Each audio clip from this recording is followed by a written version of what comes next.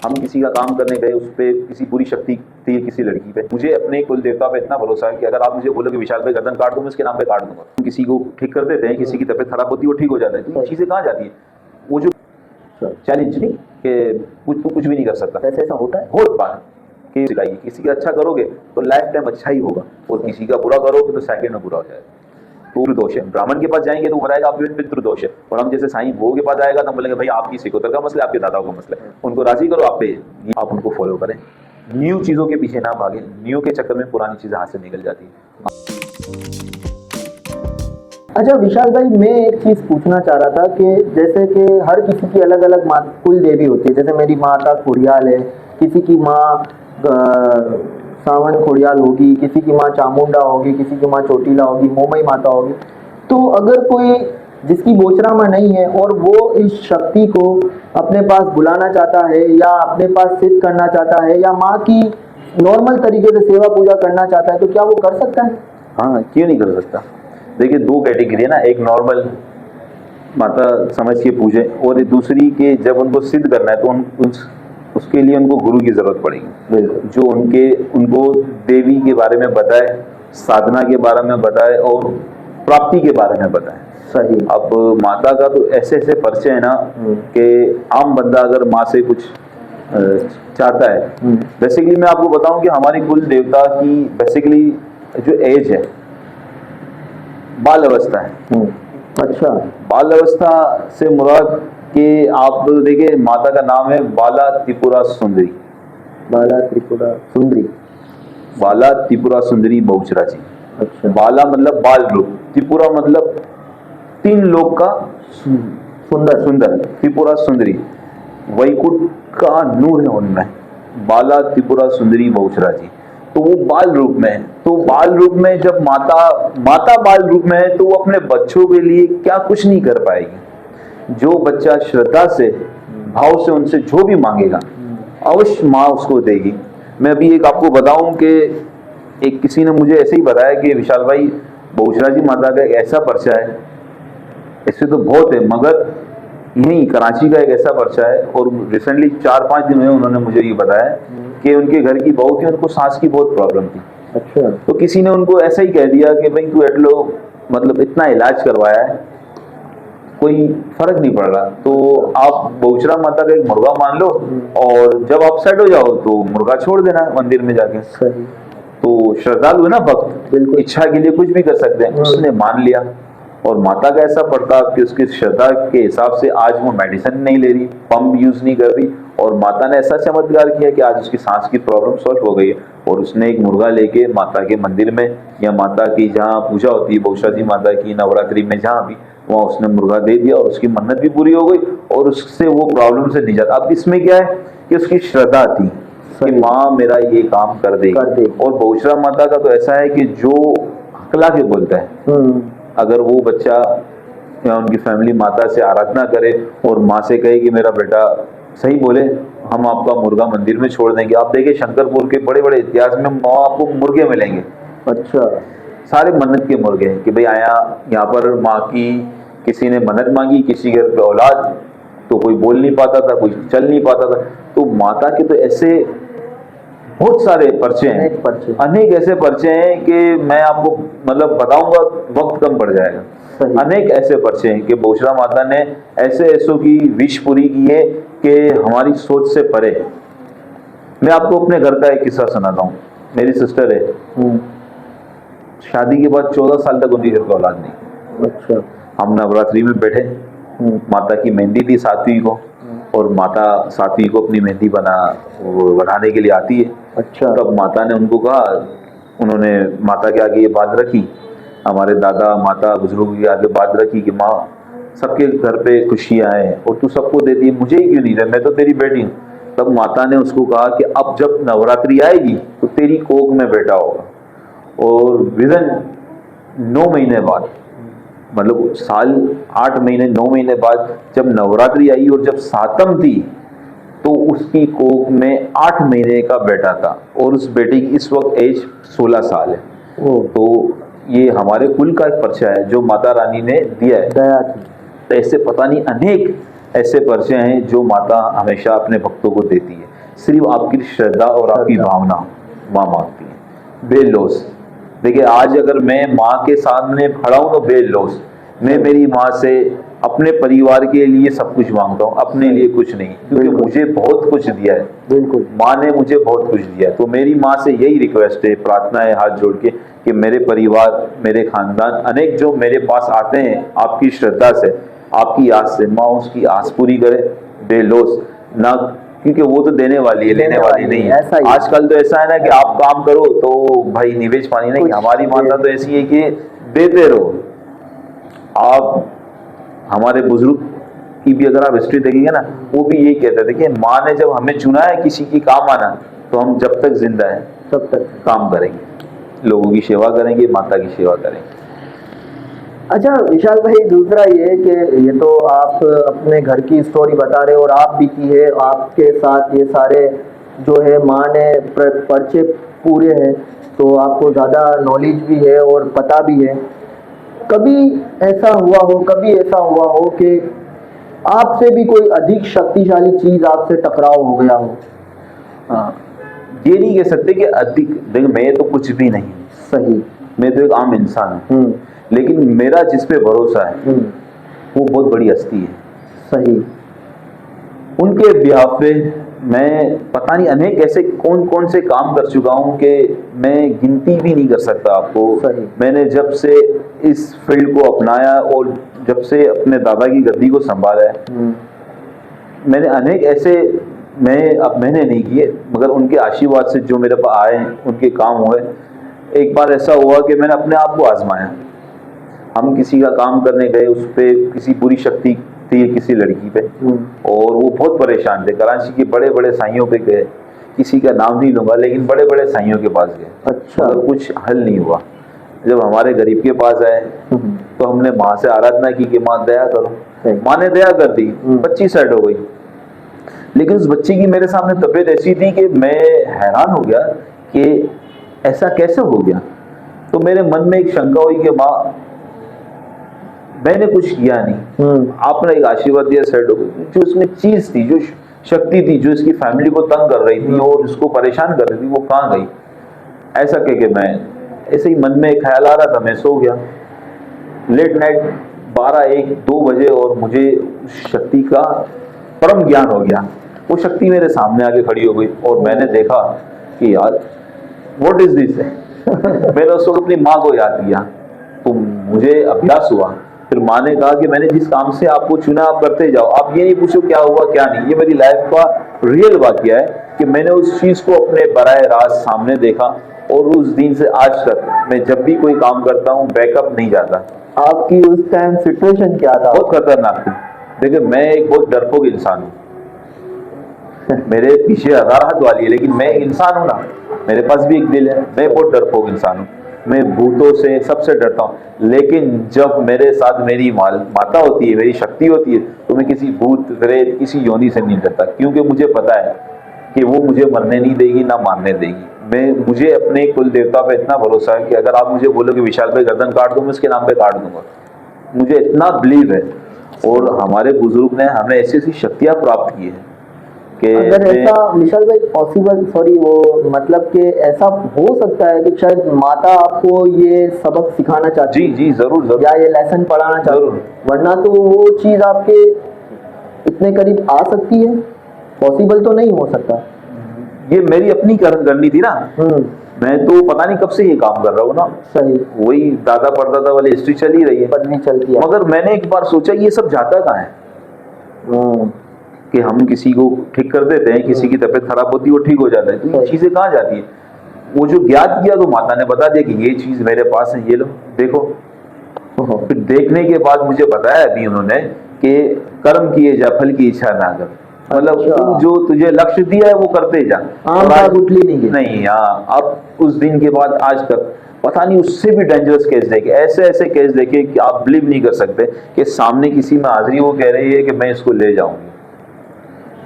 Challenge नहीं कि तू कुछ भी नहीं कर सकता। ऐसा होता है बहुत बार कि वो शक्ति कहती है कि मैं इसको ले जाऊंगी, लेकिन जब हम अपनी योजना बना के बैठते हैं तो फिर हमारी जब माता का आशीर्वाद बन जाता है तो फिर कोई भी बड़ी शक्ति आ जाए उसके सामने कोई टिक नहीं मतलब पाता। माता आपसे बात करते हैं आपसे, जी, हमें या आपको नजर आते हैं? देखिए नजर आ जाए तो क्या बात है, लेकिन जब से मैंने ये फील्ड अपनाई है और उनकी सेवा में रहा हूँ तो जस्ट फील्ड ऐसा होता है कि देवी शक्ति मेरे साथ होती है और उसके साथ हमारे जो बुजुर्गों ने जो सेवा की है वो परम देविया जो है वो हमारे साथ होती है।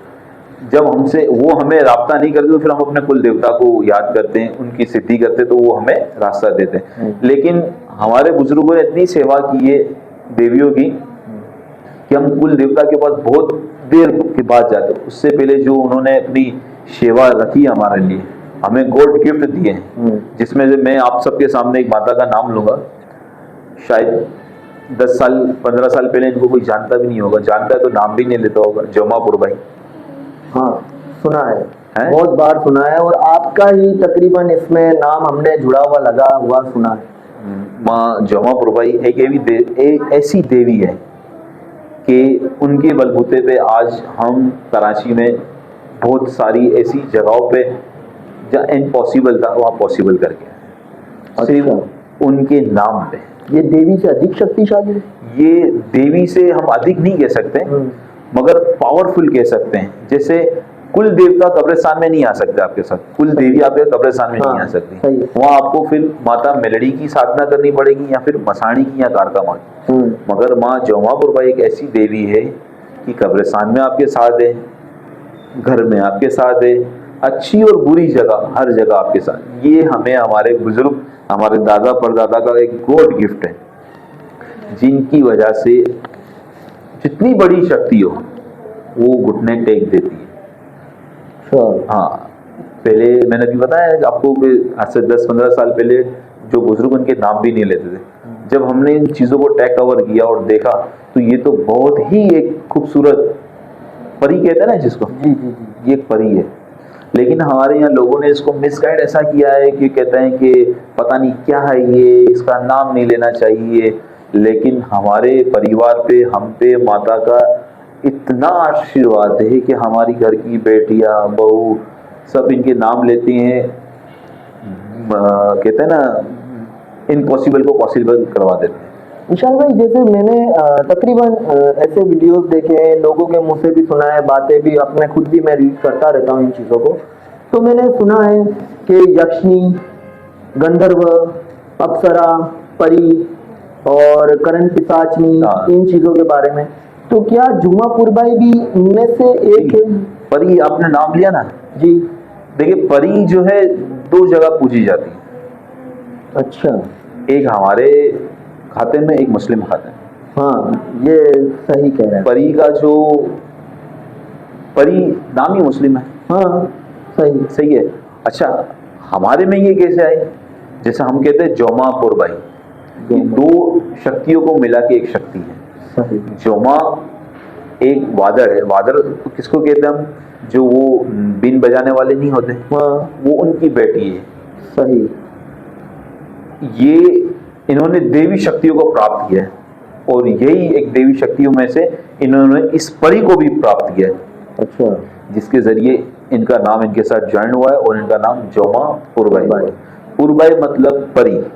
हम हिंदू धर्म में परी को पुरबाई कहते हैं, पर वाली माता जिसके पर लगे हो, और मुस्लिम में उसको परी कहा जाता है। तो जो हमारी माँ जोमा पुरबाई है वो एक परी है, एंजल है, और एंजल किसी का बुरा नहीं करती, हमेशा गुड थिंकिंग देती है, अच्छी। हाँ, उस एंजल को अगर आप गलत यूज करेंगे तो वो गलत भी होगी। लेकिन हमारे दादा परदादा ने हमें एक चीज बहुत सिखाई है, किसी का अच्छा करोगे तो लाइफ टाइम अच्छा ही होगा, और किसी का बुरा करोगे तो सेकंड में बुरा हो जाएगा। तो आपके इस चैनल के बिहाफ पे मैं माँ जोमापुर बाई का थैंक्स और माँ मेलडी का थैंक्स करता हूँ, बहुत बहुत अपनी कुल देवता होगा। क्योंकि आज अगर मैं कुछ भी हूँ तो इन परम शक्तियों की वजह से और अपने बुजुर्गों की वजह से, नहीं तो इस नाचिस को कोई पहचानता भी नहीं था। बिल्कुल। मैं अपने खानदान में एक पीढ़ी की गैप के बाद बना हूँ। मेरे दादा परदादा तो थे, फिर मेरे वालिद साहब की पीढ़ी पे गैप आ गया था, उन्होंने इस फील्ड को अपनाया नहीं। क्यों? वो अपनी लाइफ को जॉब बच्चे बाल में निकाल दी, उन्होंने इन चीज़ों को नहीं अपनाया। जब मेरी बारी आई तो मैंने इनको अपनाया नहीं, मैंने इनको गले लगाया, क्योंकि मेरे अंदर है, मैं अपने दादा परदादा का नाम कभी झुकने नहीं देता। उनका एक सपना था कि मंदिर बने, अच्छा। और आज हमने बारिया परिवार ने मिलके मंदिर बनाया माता का, कुल देवता का, बहुचरा जी माँ जिसको हम बालवी माँ कहते हैं, माड़ीपुर कस्टम हाउस में माता का मंदिर है। अच्छा। ये हमारे बुजुर्गों का सपना था, जो आज हम परिवार ने मिलके कंप्लीट किया, और आज पूरी दुनिया वहाँ जाएगी तो हमारे बुजुर्ग की आत्मा को शांति मिलेगी। कि कराची पाकिस्तान में माता का मंदिर नहीं था, जैसे कि अभी मैं आपको 2 हफ्ते पहले की बात बताऊं तो वहाँ किसी ने मुर्गा छोड़ा हुआ था। अच्छा। मैं गया तो उन्होंने बताया कि विशाल भाई ये कोई आए थे, उनके घर में कुछ प्रॉब्लम थी, कोई बच्चा बोल नहीं पा रहा था, तो ये मुर्गा छोड़ के गए, तो ये क्या है? तो वही अभी थोड़ी देर पहले मैंने आपको बताया कि माता के ऐसे परिचय हैं सही। कि जो बंदा हकलाता है, यहाँ तक कि बोल नहीं पाता, अगर श्रद्धा और भावना रखे हमारी कुल देवता पे, तो उनकी जबान भी आ जाएगी और हिचकिचाना भी खत्म हो जाएगा। सिर्फ क्या, आपको श्रद्धा रखनी है कुल देवता पे, अपनी माता पे, सब कुछ हो जाता है। मैंने देखा आपके सारी बातों में, आपने जहाँ से शुरुआत ली, अब हम आगे की तरफ है बहुत ज़्यादा, और काफ़ी नॉलेज आपसे मिली मुझे।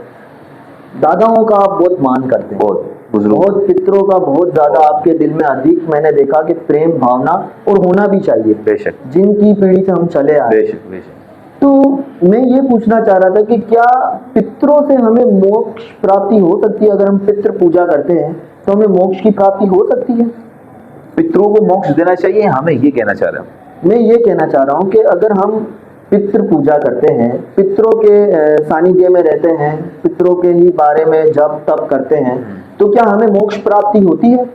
देखिए, मोक्ष तो हमारे कर्म पे डिपेंड करता है कि हमें हमारे कर्म कैसे हैं, उस सही। हिसाब से हमें मोक्ष मिलेगा। अब जैसे हम देव साधना वाले ना, देव गति वाले, तो मेरे हिसाब से हमें मोक्ष कहाँ मिलेगा? हमारे तो बच्चों में हम जिंदा रहेंगे, जैसे हमारे दादा हम में जिंदा है, पर दादा दादा में जिंदा थे, दादा हम में जिंदा है, हम अपने बच्चों में जिंदा रहेंगे। तो गति चलाने के लिए आपको जिंदा रहना है, मर के भी जिंदा रहना है, और जो मर के जिंदा रहता है उसको देखें, आज मेरे दादा हम में नहीं है, जिंदा नहीं है, मगर उनकी मौजूदगी है। जब हमारे घरों में बैठकें लगती है और उनके नाम के चर्चे होते हैं, तो उनकी मौजूदगी पता चलता है कि हमारे बुजुर्ग हमारे ऊपर। और देखिए, पितरों की दया तभी मालूम होता है कि आप पूरा परिवार एक जगह पे हो, आपकी रोजी रोजगार अच्छी हो, आपके घर पे आज औलाद है, नौकरी धंधा है, सुख शांति है। पैसा तो हर कोई कमाता है, लेकिन सुख शांति है, तो ये इसका मतलब क्या है कि आपके पितरों आप पे खुश है, तो आपके ऊपर सब है। नहीं तो आप देख सकते हैं इस वक्त जो माहौल चल रहा है, हर किसी घर में लड़ाई झगड़ा, काल कलश, रोजी, बेरोजगारी, आज औलाद नहीं, ये क्या है?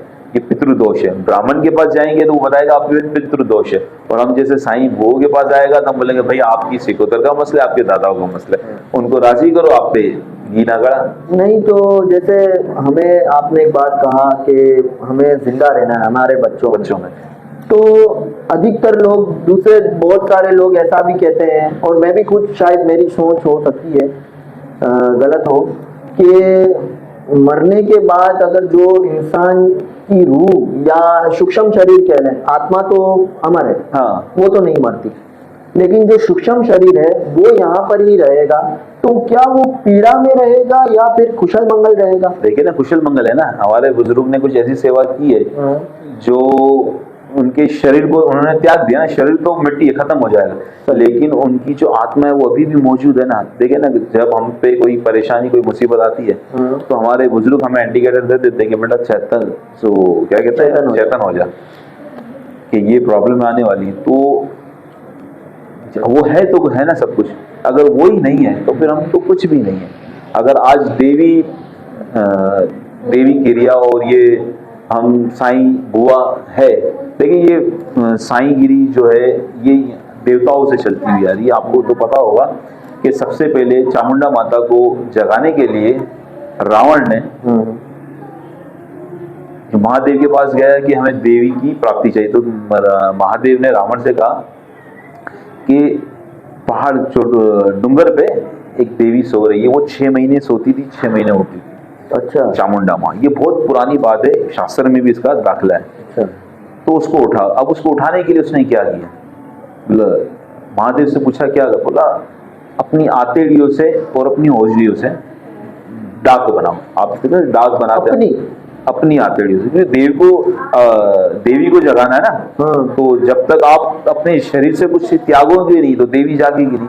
तब फर्स्ट टाइम रावण ने डाक बनाई थी अपनी ही आतेड़ियों से। देखिए रावण के बड़े अवतार हैं, बहुत सारे रूप है, एक ही रावण नहीं जिसको राम ने मारा था। मैं पर्सनली बताऊं तो मैं रावण का बहुत ही जी मैं भी, क्योंकि रावण महादेव का प्रिय भक्त है और सबसे उत्तम है। हाँ, तो रावण महादेव का प्रिय भक्त है और हम सब देवी भक्ति वाले महादेव को तो छोड़ ही नहीं सकते ना, क्योंकि शिव शक्ति और शक्ति शिव है।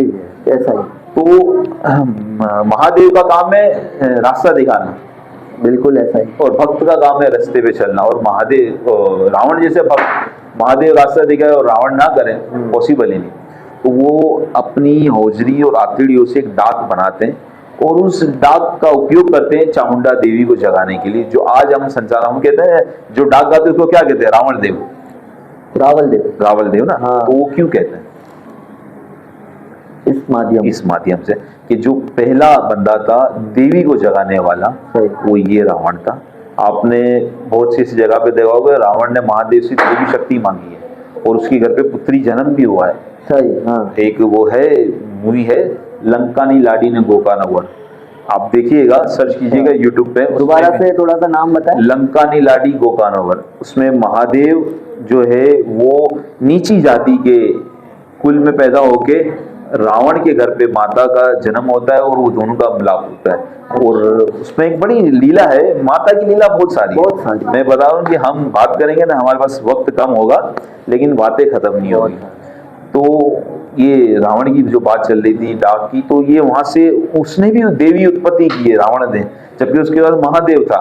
मगर देवी के बगैर हर कोई अधूरा। आपको पता है कि हमारे जो गुरु है, कान गुरु जिसको कहते हैं, और वो अगर जैसे हमारे वसंत साहब ने भी समाधि ली, तो आई थिंक समाधि के लिए भी हमें देवी की जरूरत है। अच्छा, क्योंकि देवी चंडी के बगैर सब अधूरा है। वो तो मैंने देखा है, जहाँ तक कि गुरु लोग देवी को बहुत कम। नहीं। अच्छा, जो सिद्ध गुरु होंगे ना, जैसे हमारे गुरु वसंत साहब है, भाऊ साहब, खीम साहब, ऊपर से लड़ी कबीर साहब की लड़ी आ रही है। सही। तो दासी जीवन साहब, फिर उनके नीचे ऐसे करते। हमारे जो गुरु घराना बड़ा मतलब क्या कहते, पावरफुल घराना है।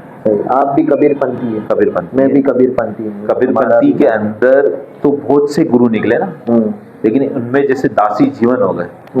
अब दासी जीवन का मतलब क्या है कि उन्होंने भी अर्धनारीश्वर का रूप लिया है। दासी का मतलब क्या हुआ, औरत। हाँ। और जीवन साहब, उन्होंने भी एक दासी का रूप लिया और भगवान की आराधना की दासी बन के। तो भगवान ज्यादा कहते हैं न्याणियों बेटियों की ज्यादा सुनते हैं। अच्छा। तो वैसे उन्होंने दासी बन के भगवान की सेवा की। तो बहुत सी ऐसी बातें हैं जिसमें हमें ये मेल फीमेल का पार्ट को छोड़ के अर्धनारीश्वर का वही कहानी घूम के आती है कि हमें देवी साधना के लिए अर्धनारीश्वर रूप लेना पड़ता है। इसी वजह से जो है कि लोग डरते हैं कि इनकी बद्दुआ बहुत जल्दी। हाँ, क्योंकि उनको देवियों का, महादेव की परम आशीर्वाद होता है। देखिए वो ना नर है ना नारी है, वो अर्धनारीश्वर है। और अर्धनारीश्वर हमारे महादेव है, जिन्होंने शिव और पार्वती का रूप लिया है। अर्धनारीश्वर हमारे महादेव है। देखिए मैं अपने इष्ट देव महादेव को मानता हूँ। सही। मैं अपना इष्ट देव महादेव को इसकी वजह से मानता हूँ कि मैं देवी भक्त हूँ। सही। और मैं शिव बगैर अधूरा हूँ। सही। क्योंकि शिव है तो शक्ति है और शक्ति है तो शिव है। शक्ति में आप देवताओं को देखोगे, देवताओं में शक्ति नहीं देखोगे। सही। देवता शक्ति के बगैर अधूरे हैं, उनको देवी के चरणों में आना पड़ेगा। देवी को देवताओं के चरणों में नहीं जाना पड़ेगा। ये लोग कहते हैं कि आज ही मेरी थोड़ी सी किसी के साथ ऐसी डिबेट हो गई, बात चलते चलते मैं थोड़ा सा कोई टॉपिक बता रहा था तो वो कहने लगे कि यार देखो भोली भक्ति करनी चाहिए, आप जब आते हो तब कोई नया टॉपिक लाते हो। मुझे कहने लगा वो बंदा कि आप जब आते हो जो देवियों के हमने नाम भी नहीं सुने, हमें पता भी नहीं है। असल में बेसिकली मैं उन्हें पंच मुख मुंड की सेवा साधना बता रहा था। अच्छा। कि पंच मुंड सेवा साधना होती है। तो इस तरह वो होती है, इस तरह, और उसमें इस देवी को पूजा जाता है। बगैर गुरु और बगैर सानिध्य के अगर आपने किया तो आप पागल होने के अलावा कुछ भी नहीं बचेगा आपके पास। 100%। तो वो थोड़ा सा मुझे मतलब थोड़ी मेरी बात से वो होने लगे। मैंने कहा देखो भगवान का वैराट रूप भी है, उसमें भी जो है कि देवी का देवी की दिक्कत नहीं। राइट, आप एकदम ठीक है। और देवियों के हम जब देखते हैं तो वो कहने लगा कि वो शिव भगवान तो राक्षस था, वो पैर में जो आया। तो मैंने कहीं ये पढ़ा भी कि वो राक्षस नहीं थे। हाँ। माँ कालिका की जब बार आई वो इसी वजह से आई जब उन्होंने अपने पति को अपने चरणों में देखा बेशक। कि शिव स्वयं उन्हें रोकने के लिए उनके पैरों के नीचे आ गए, और जब माँ ने देखा कि ये तो स्वयं मेरे पति है तो और उनकी जीवा तब वहां बाहर आई, पहले नहीं थी। तो इसलिए थोड़ा सा तो काफी लोग हमसे मतलब मेरे से वो थोड़ा करते हैं कि यार तुम बहुत ज्यादा इन चीजों में डीप जाते हो। ये अच्छी बात है ना, हमें अपने धर्म शास्त्र के सनातन के बारे में पता होना चाहिए। अब जिनको नहीं पता वो कहते हैं कि मगज खा रही है हमारा, और जिनको पता है वो सारी सारी रात लेके बैठते हैं, क्योंकि जितना इसको आप देखेंगे पढ़ेंगे, वो कहते हैं ना कि सुनेंगे और सुनाएंगे तो ये ज्ञान बढ़ेगा। अच्छा विशाल भाई, आप हमारे चैनल के माध्यम से, ये हकीकत चैनल के माध्यम से आप युवा पीढ़ी को कोई मैसेज देना चाहते हैं? जी जी जरूर। मैं हमारी जो युवा पीढ़ी है उनको सबसे बड़ा ये मैसेज देना चाहूँगा कि अपने धर्म को फॉलो करें, सनातन को। हम 2025 में खड़े हैं, और जो अभी ये मोबाइल का दौर है, युवा पीढ़ी अपने आप को बर्बाद कर रही है। हम सब यूज करते हैं, मैं भी यूज करता हूँ, नो डाउट, लेकिन अगर उसको हम अच्छी चीज के लिए यूज करेंगे ना तो हमें अच्छी चीज मिलेगी, और बुरी चीज के लिए करेंगे तो बुरी चीज मिलेगी। ऐसा ही। तो मैं अपनी युवा पीढ़ी को एक ही बात बताना चाहूँगा कि जो आपके दादा परदादा जिस चीज को फॉलो करते थे आप उनको फॉलो करें। न्यू चीजों के पीछे ना भागे, न्यू के चक्कर में पुरानी चीजें हाथ से निकल जाती है।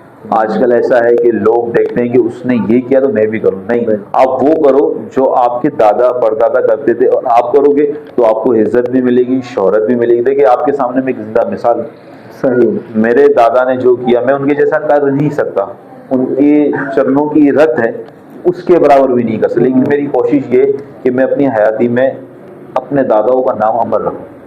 जो मेरे दादा जो चीज़ करके गए थे मैं वही करता हूँ, और मैंने अपनी आने वाली पीढ़ी को भी यही कहता हूँ कि वही करना, नई चीज़ नहीं करना जब तक आपको उसके बारे में कोई नॉलेज ना हो, क्योंकि विदाउट नॉलेज सारी चीज़ें फजूल है। ज्ञान, हाँ फजूल है, सारी चीज़ें फजूल है।